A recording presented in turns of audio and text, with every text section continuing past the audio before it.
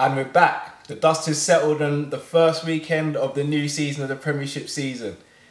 I'm Callum, back with the second episode of Football Talk from the Sanderson show. I'm joined by my good friend Julian, and we're going to be talking about the fixtures that have just happened.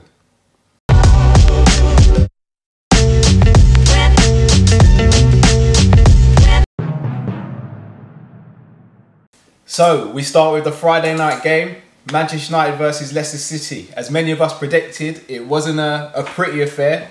Nonetheless, Manchester United did what they do, and they picked up the 3 points. Julian, what do you think of the game? I actually bet on that game. I was going to bet on that game, 2-1. So when I saw the score, I was absolutely livid. But I knew it would be vintage Man United, really. It wasn't a great performance by Man United, but I knew they'll get the victory, being at home and whatnot. And what did you make of Pogba? I mean, a lot's been made of Pogba over the last couple of years since he's come into the Premiership. He seemed a little bit more settled. His comments after the game were a bit stirring, but I mean, of his overall performance, considering he just come back from the World Cup, still carrying a bit of fatigue. What did you reckon? Yeah, I think he's on song. I think the World Cup really put him on, like, it really set him up for the league. So I think he's going to have a good season. Definitely, yeah. And I think his chemistry with Fred seems like a real battle. Yeah, I see the way they celebrated. Yeah, they seem like cohesion, and that seems really good. Definitely. Yeah. I mean, I think for Manchester United to continue their success this season, I personally think Eric Bailly is the key.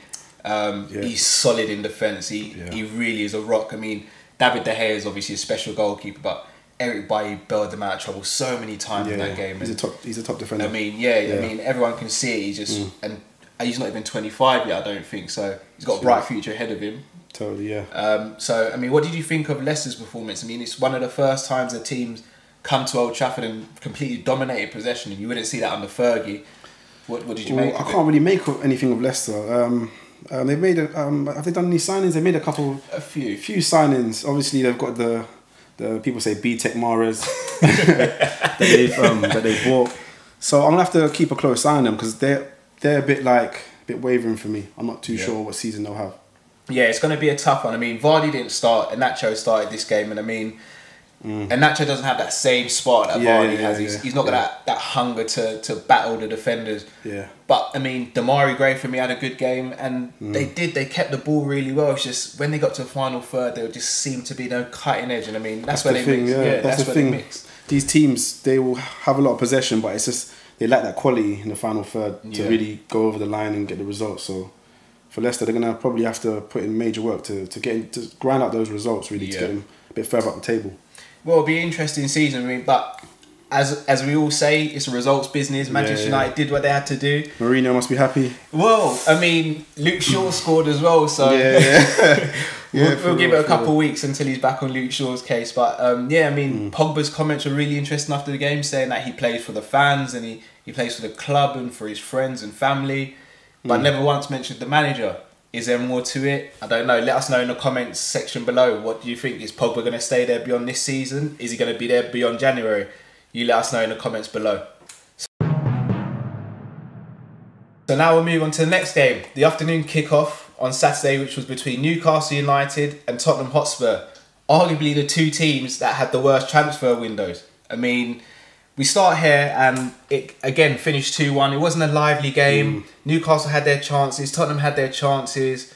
Once again, Harry Kane hasn't scored in August. I don't know what this hoodoo is over him. But as soon as September the 1st comes, we know what's happening. So, I mean, again, what did you make of this game? How do you think Tottenham handled the affair? I think it was just, it was Tottenham. They kind of know how to play. They've got like good, their team's really gelled. Even though they haven't had any signings, you just knew that they were going to beat Newcastle. You know what I mean? I think Dele Alli took his goal well. The whole build-up play was there. Ericsson, they're class act. Yeah. If you sensed a little bit of bitterness there, it's because Julian's an Arsenal fan. So we'll get to that later in the show. But I mean, as you said, Tottenham, they're very solid. But however, they did show a few cracks this week. I mean, there was a time where they all got dragged over to the left-hand side and Jose Perez played a lovely through ball out to Kennedy. He's a good player. And he played a lovely ball out to Kennedy. And Kennedy took a heavy first touch and he couldn't finish. I mean, you rarely see that from a Tottenham team. And then you look at their bench and you think Danny Rose can't start. Toby Alderweireld, who is arguably the best centre-back in the world. I thought he was going to be gone. Well, the transfer market. Same. And I mean, there's more to that story, I suppose. I mean, he's coming into the contract, last couple of years of his contract. At the end of this season, he can leave for 25 million, which is a steal for any of the big teams. But there is something underlying there. But again, we've got to look at Newcastle, and poor Rafa's just not been given anything to work with there. I don't know what it is with do you reckon it's a lack of investment? Well, Ashley's more intent on, you know, signing House of Fraser. House of Fraser's not going to win them any points. Like, So, I mean, he's already got Sports Direct, he's got House of Fraser. I mean, he's taken over the business world, but he's not helping on the football pitch. Yeah, it's mad. And I do feel sorry for Rafa. He had to go through this at Liverpool with the old owners, and now he's almost at a catch-22. Does he stay and potentially help them avoid relegation, or does he leave and go to a bigger and better club where has he got options? It's Rafa, I'm pretty sure he has. I mean, you only have to look at his resume and see how good he's been over within this league or other leagues. I think he'd have to go abroad. I mean, I'm surprised personally that Arsenal didn't go for him. Do you know what? That was one of my, obviously being an Arsenal fan, that was one of my, I did think of him because I think he's a good manager. Yeah. But yeah, we're gonna have to see what how Newcastle get on. Yeah, me personally, have to see. And I know it's only the first game, so you can't be too judgmental. But after that game, I don't know if Newcastle are going to survive this season. It might be a step too far. Personally, it's a tough league. And when you're looking at teams like Wolves and Fulham, who come up from the Championship and they've spent in excess of 60 million and 100 million. Wolves look a good outfit, man. They're quality at the moment. And I mean, Newcastle are in profit compared to Wolves and Fulham, who have just come up and spent in excess of 60 and 100 million respectively. It's going to be a tough season. But I mean, let us know what you think. Is Rafa the maestro that's going to get them out of trouble again? Is Tottenham going to continue on this wave of being that team, that nearly team? Let us know what you think in the comments below. So the next game was the 3 o'clock kickoff between Huddersfield and Chelsea. As I predicted, it was a very routine win for Chelsea. They made it look really easy, and I mean, sorry, he's had an impact already. I mean, they brought in Jorginho, and he did actually control the game. He didn't against Man City, and he got a lot of criticism for it. But against Huddersfield, obviously a lesser outfit, no disrespect to Huddersfield, but he dominated the game, and Chelsea looked really comfortable throughout. So I mean, comfortable came to mind. I mean, definitely. The game was wrapped up really early. David Luiz and Rudiger looked really comfortable at the back. Alonso had a few sketchy moments. Azpilicueta, as always, is just solid. He's class outfit. One thing that stuck out with me was Kante in this game. Kante almost took up a position in between. He took out that position between right wing and central midfield, and he just showed what class player he is. He played it to perfection. He even got a goal. Kante scoring. So, I mean, Ju, what do you think of Kante and how he sets up in his Chelsea team next to Jorginho? He's just a focused player. He loves football. His personal life must be so all about football. Like, I just feel like he is like so committed, and you can see it. Always got a smile on his face. Does the basic things well, makes the basic things look world class. He's a top player. And I was keeping my eye on this game actually because I know that we're playing them second. So I'm a little bit gutted that they won so comfortably. And I saw Sarri chewing the cigarette butt. He means business, so it's going to be peak. It's going to be peak next week. Yeah, Sarri does look like he'd fit nicely in a Godfather film. I don't think any of the Chelsea players really want to get on his wrong side. I mean, Conte was a bit crazy, but Sarri looks like he'll take off the glasses and that'll be it. He'll just go. Definitely. And then someone's gone. So, I mean, Huddersfield, as expected, didn't do much to Chelsea during the game, but that's no slight on Huddersfield. Chelsea are a class team when they're playing well. I mean, Willian played well, and then we saw the class of Eden Hazard when he came on. He just quality, man. Absolute brilliant, innit? I mean, what do you see for Hazard this season? There was a lot of talk about him going to Real Madrid. What do you think his role will be in this Chelsea team? To be fair, the window's not shut, is it? So there could be more speculation as we go throughout the week. So... and he was basically saying, come and get me. Yeah. So I am not too sure how long we're going to see Hazard in the Chelsea top. Obviously, the season started, so you would think he's going to remain at Chelsea. But you got to look at these windows, and I think speculation is always going to be coming up in the windows to come. Definitely, around this future. and that is a good point. I mean, the English Premier League, they've shut their window, but Spain, Italy, Germany, a lot of loan moves happening. I've seen people going on loan, and the shop's still open, boy. And Real Madrid haven't replaced Ronaldo. Who do you replace Ronaldo with? Hazard is the obvious choice. So, I mean, it'll be interesting, but Hazard almost took up a new role when he came on as well, because he wasn't playing that left inside forward role. He was playing that number 10, and he was getting the ball and he was driving it there midfield. And it's a magnet to his feet, man. He's just a hoot. Ridiculous. He just sucks the ball. He's just gone. He's gone. It's Velcro. It's Hoover. I call him Hoover, man. He's Dyson.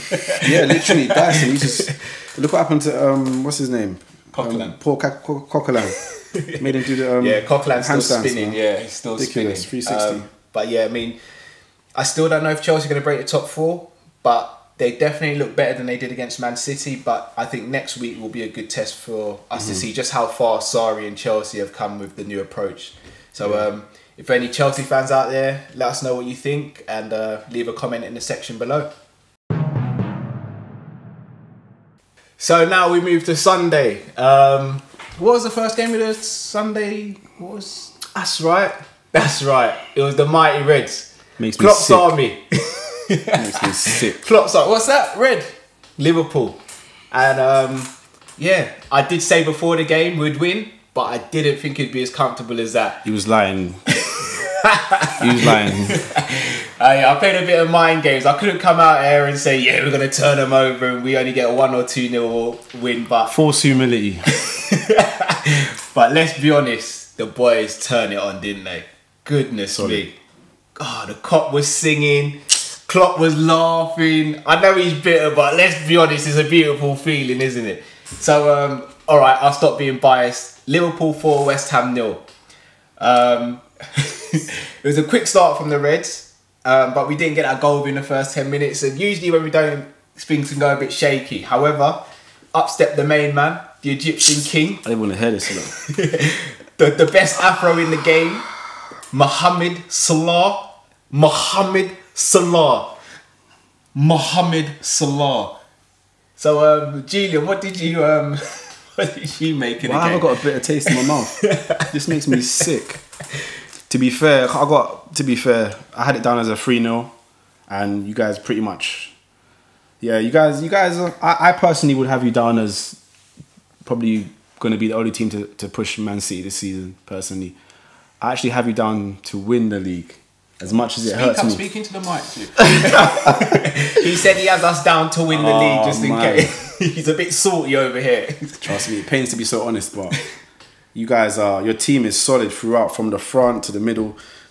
There are a few potholes in the defence. I would say around Van Dijk, excellent, but around him, there's holes there. I think there's holes there. Your goalkeeper, on paper, looks good. We haven't seen him. Agreed. Hopefully there might be some skeletons there in his closet, but on paper, you guys look like you stepped up. You sorted out areas you need to sort out, and it looks like you guys are going to be way stronger than you was last season. So, fingers crossed. Yeah. I mean, I don't want to make this all about Liverpool. You don't. I mean, there's also West Ham, and I think the scoreline was harsh, but at the same time it could have been more. But West Ham were not poor. I mean, Mikel Antonio had a gilt-edged chance which he just couldn't get over, and that could have changed the dynamic of the game. That would have made it 2-1, and the crowd could have started getting a bit shaky, and the defence could have started getting a bit shaky, but he missed, unfortunately for West Ham, fortunately for Liverpool. So I think West Ham will come again. I mean, they are a good outfit. They've made some. They were impressive. The only thing I think that what beat West Ham on the day was your pressing. Yes. You guys didn't allow them time to get their football going. There's that Brazilian on the left, Felipe. He is quality. Yeah, he was cool. But again, the pressing made him look a little bit average on the day. But he was showing signs that you can definitely unlock defenses and cause issues for other teams. So we've got them after Chelsea. So boy, hopefully that defeat damaged them. See if we can get a win over them. Maybe. I mean, and then to go back to Liverpool now, there's got to be a few players we highlight. I mean, everyone talks about your front three, your Mane, Salah, and Firmino, but I think that midfield three really put in a good shift. I mean, Keita was- White, yeah. Keita just... He's solid. The boy's magic, Solid, in it. solid. Just voodoo magic. He was nonchalant. He didn't even look like he cared much. It was just easy for him. He's a little bit like Kante, a little bit, but I would say a little bit more going forward, a little bit more than Kante. Got a little bit more flair. A bit more flair as well. Yeah. But like it's solid. The team's looking solid. Wijnaldum, again solid. I rarely see him put in a performance less than a 7 out of 10. And then you've got. Do you know what bugs me is when Yarman went from, I'll say it again, B-Tech, yeah, a B-Tech Sadov, yeah, a B-Tech Sadov, bang out of order. yeah. No disrespect if he's watching. B-Tech Sadov in Newcastle, and he's come on leaps and bounds for Klopp, and you have to say that's man management. I'm not saying he was a rubbish player at Newcastle, but he's like 10 times better than what he was at Newcastle. Yeah, I'd agree. He's a good player. I'll be honest, I'll be the first to say, when we signed Wijnaldum, I had a few reservations because I think his goal tally that season was a bit padded. I think he got, something like 11 goals, but 4 of those came in one game, and then he got a hat-trick in another and 2 in another. And I was thinking, all right, he's not really a consistent goal scorer. And he still hasn't been at Liverpool, but the level of his performances, they've just grown. Like yesterday, he plays deep, right? Yeah, he does. Yeah. I mean, he can get forward and score goals, but I don't think Klopp necessarily wants him to do that. If he does it, it's a bonus, but he just knows how to control a midfield. And he's got an engine as well. He has got an engine. Yeah, he goes. And then you've got Milner. He's just again. He's ageless. You got engines there. He's ageless. Yeah. What's the saying? Black don't crack, but but when it comes to Milner, white stays bright. He's solid still. Yeah. Milner had the Terry Butcher headband, and he is solid. He didn't phase him. I was impressed with him against Real Madrid as well. In periods, the pressing he was doing. Sorry, when obviously in the Champions League final, I was impressed. I'm glad he lost it. I love that. I love that. I got that on repeat, man. Got that on repeat. Yeah, Sergio Ramos, we'll get to you later on in the season, hopefully.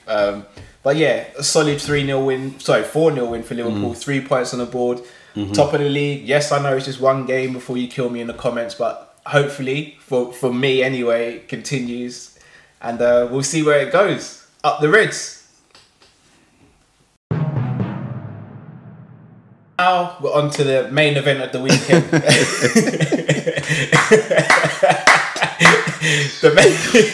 the main event of the weekend. Arguably the game on paper of the weekend. And some will say it failed to deliver, but it was still a very intriguing game. Arsenal at home to Manchester City. The Unai Emery era well and truly underway. Pep Guardiola continuing to march forward, and just like many predicted, it was a Man City win again. I can't even look at it right now. Julie, I'm going to come to you. Do you want a tissue just in case tears, or it's therapy, man? Therapy. What did you think of the game? Do you know what? We can't be, as Arsenal fans, we can't go crazy with our expectations. I did expect it to go better than that. Maybe a 2-1. Maybe. So to cut you, in what way though? In what way did you expect to do better? In terms of, I thought we would score. Okay. And I thought that there would be a bit more of an energy, a bit more of a.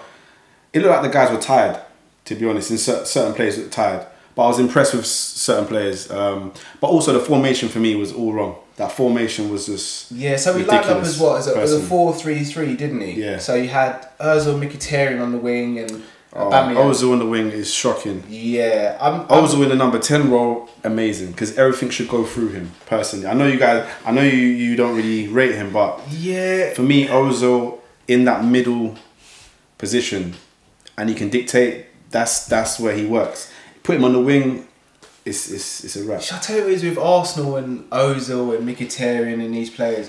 Not that I don't rate them; they're obviously class players, but they strike me as the sort of players that when it's going well, they look invincible. No pun intended. They look invincible. But when things start to get a bit shaky, no one's there to say, all right, this is what we need to do. We need to dig our heels in here. We need to graft. It's not going to be pretty, but we need to get our foot over the line here. And there was times where I saw Ozil just getting muscled, or he didn't really look like he wanted to be on the pitch. Whereas, even though he didn't last a full game, Maitland-Niles done well.